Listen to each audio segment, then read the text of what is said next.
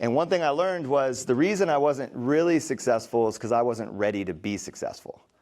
I wasn't ready to put in the things. I wanted the end result. I felt like I did, but I wasn't ready to put in the work, right? I'd come up here solely to hang out with Chris, because as you guys know, over the last 3 days, he's extremely motivational.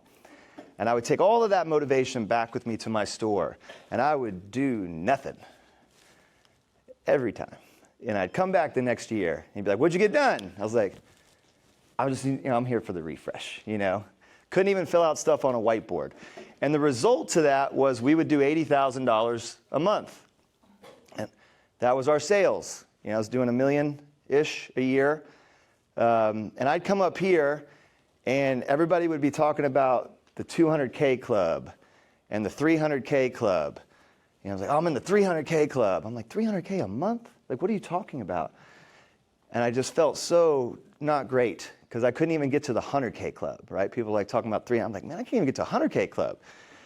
So luckily, one of the things that we talked about at one of those trainings was putting sign holders out on the street. And so I went home, and at Halloween's, it's good season. You guys probably already saw them. They're out there shaking the signs. And we were like, well, we could just put a sign guy right there next to the Halloween guy. So November the 15th, we put the sign holder out. Those 2 weeks, we did $80,000. So we did $40,000 the first 2 weeks because we were right on target for our $80,000 a month. And then we did $80,000 in the second 2 weeks. And it was like, oh, one sign holder. It was like, okay, everything has changed. Christmas, we did $150,000. It was the best month that we ever had. With inside of 30 more days, we had 4 sign holders out on the street. Because once you figure out what works, just do that, okay? Had them on all the corners. And from there, 300K club got easy. First to break 400K club, 500K club, 600K club.